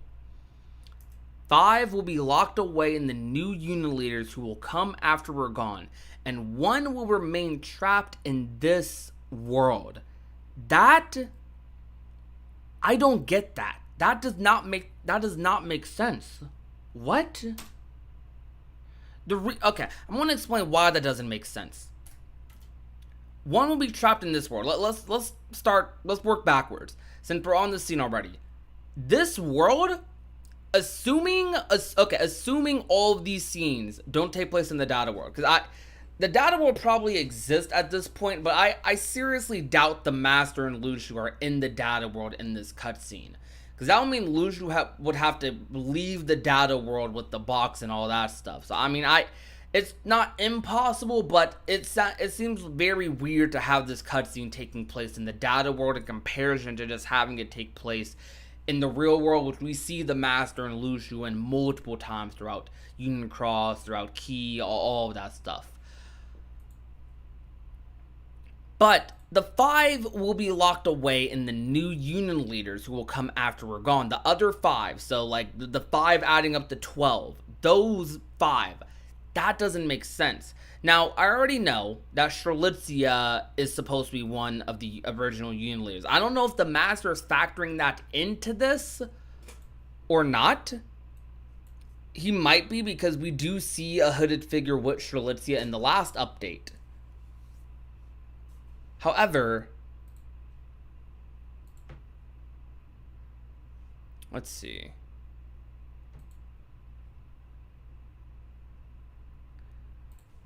However, assuming this isn't just one darkness for some reason separated, these 4 darknesses, wait, hold on. But assuming these are all 4 separate darknesses, different from like the ones that are supposed, well, it doesn't even matter if they're different from the ones who are supposed to be inside the foretellers. These are 4 other darknesses here. The player after that encounter with Ephemer and Scold, after that like little switcheroo the player did, the player trapped the darknesses in this world. Let's rewatch this cutscene.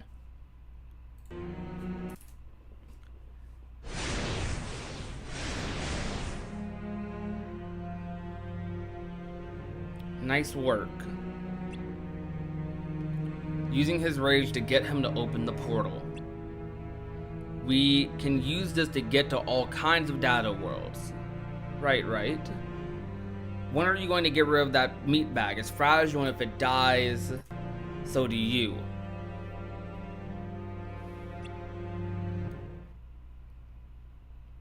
What's so funny? I'm surprised by how easy the darkness is to fool, or is it just you guys in particular? Wait, you're not. Okay. Okay. Hold on. So even though you don't have forms, you can't pass through unless someone unlocks the way. That's interesting. Maybe they do get out of here somehow.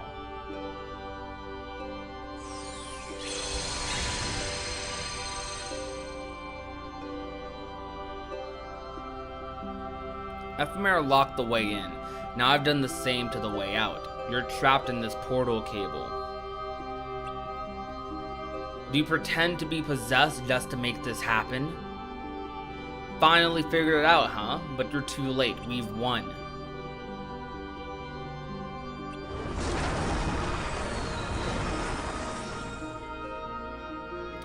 Okay. So the player trapped them in here. The player did trap them in there. But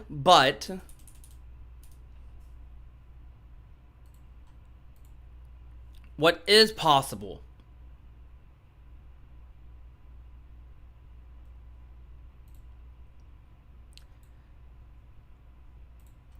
There is a slight possibility, and it would be a little weird if this was the case. There is a slight possibility. So the 4 darknesses, or, well, that was 4 of them. 5 of them are supposed to be within the Union leaders, within the 5 Union leaders. However, 4 of them are trapped between like the portal cable, between like the worlds, the data worlds. So with that being the case, it is possible, since when the player did pass, I'd assume darkness didn't let them live. They probably washed the player. So with that in mind, when the player got reincarnated, it's possible that the player reincarnated into Xehanort did harbor the 4 darknesses, and that's how they escaped. And the point in the timeline where they possessed the rest of the Union leaders is going to be when, wait, and the point in time where they're going to possess the rest of the Union leaders is going to be later, like after KH3. Or, I don't know, there is no or. Ventus is the other one, is has a darkness with him, likely. Ventus most likely has one of the darknesses with him, maybe being Vanitas or just whatever form is taking. A darkness is with Ventus, who isn't a official Union leader. Ventus is not a official Union leader. Ventus is like the one they switcherooed with, as they say in the secret reports. So that's a big difference right there. And then on top of that, the one darkness that's trapped within the real world with the Master and Lucio, what do they mean by trapped? How do you get trapped in the real? What does that mean? Is that the darkness, the one trapped in the real world? Is that the darkness that ends up like becoming the Heartless and all? Is that one powerful darkness the one that's like sparking all of the events we see in Kingdom Hearts? That's weird. If I can say something, I recommend you look into getting an ad blocker so you don't get annoying ads on YouTube. Why would I get an ad blocker? To like not support like content creators. I don't mind ads like that. If I get an ad blocker, it'd be for like some other sites, not like YouTube, because that's I gotta support the content creators. I mean, I could be overthinking it. Like, I could be, but it's weird, man. Like, it's hard to say it's not weird.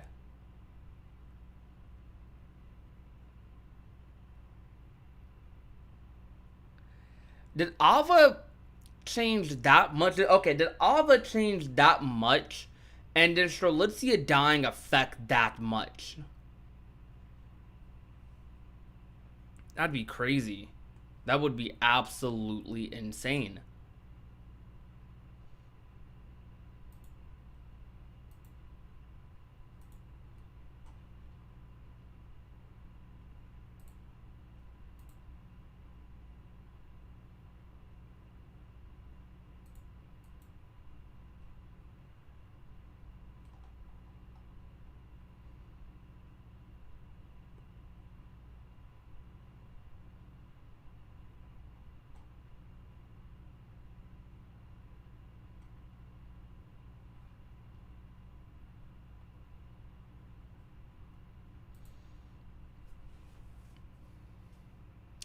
I didn't like this ending. It didn't have any real grand reveals. It's all a bunch of stuff that doesn't matter. What? Huh? That is that goes beyond even an opinion. Okay, maybe stuff that just doesn't matter to you, but if you're talking about it doesn't matter to the rest of the KH series, that's just wrong. Like that's just straight up 100% just wrong.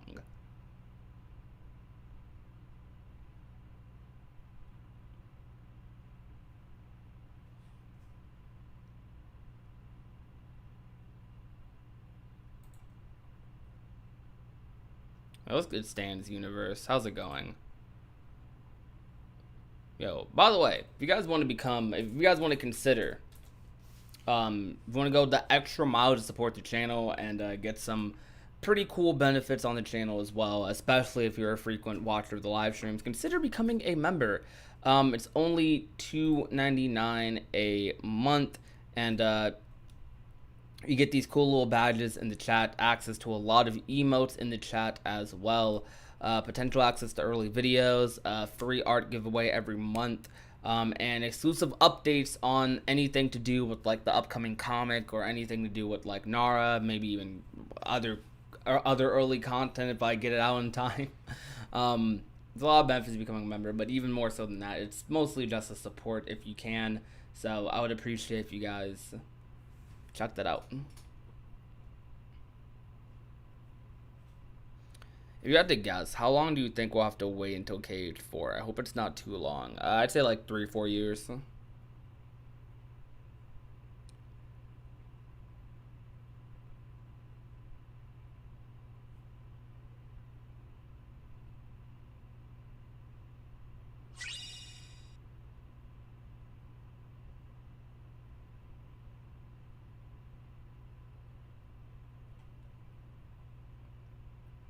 Cool. Your logic don't really add up. I'm gonna be honest with you. That logic does not add up at all. Like that is such a that's not even a surface level way of looking at it. Like you're just not looking at it like in a way. Like it's what ephemer creating Scala is a pretty big deal because it gives us like lineage. It tells us like, okay, where did all this Keyblade stuff kind of start? Because in the modern timeline, most people recognize like the Lost Masters. Lushu's technically a Lost Master. The Foretellers are all Lost Masters. The Master of Masters is a Lost Master. But the first Masters people refer to in Kingdom Hearts, that's the Union Leaders. That's people like Ephemer. So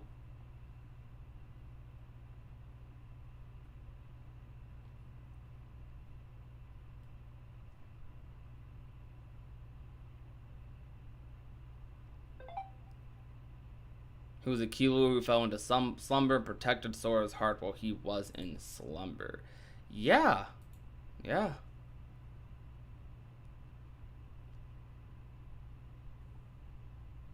Now don't rag on people in chat. Even if I disagree with your opinion, don't rag on people in chat. That ain't cool. We not about that here. That's just me, the streamer, responding to whatever comment I see.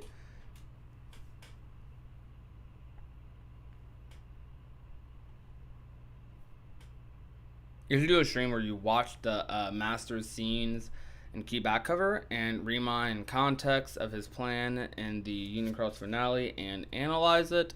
I do plan on doing a stream where excuse me. I do plan on doing a stream where I rewatch all of Union Cross, which should be fun.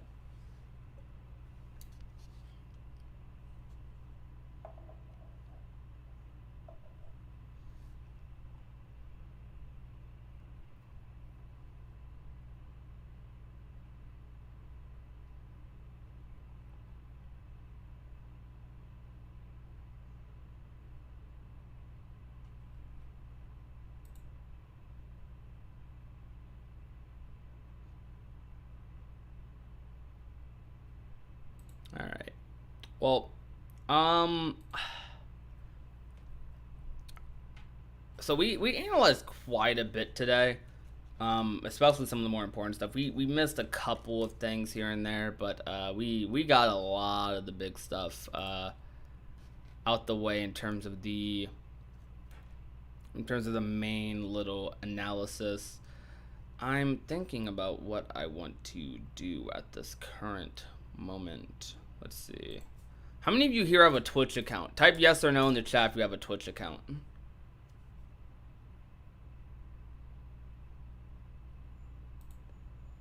I'm just curious.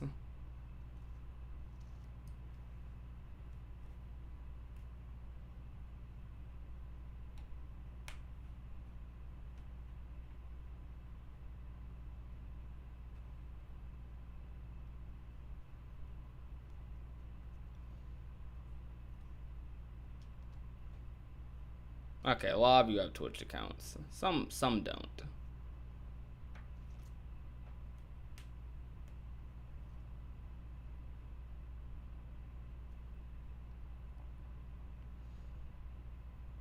All right. Shoot. I honestly I don't.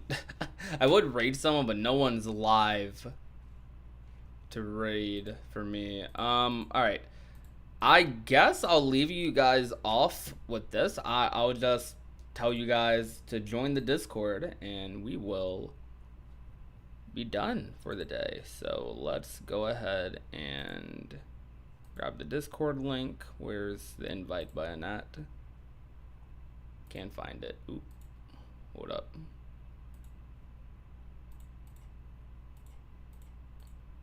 But thank you guys a lot for coming out to today's live stream. I really appreciate all the love and support.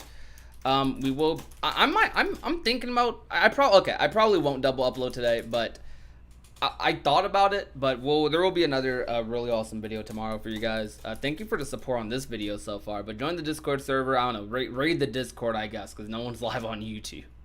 But thank you guys for watching.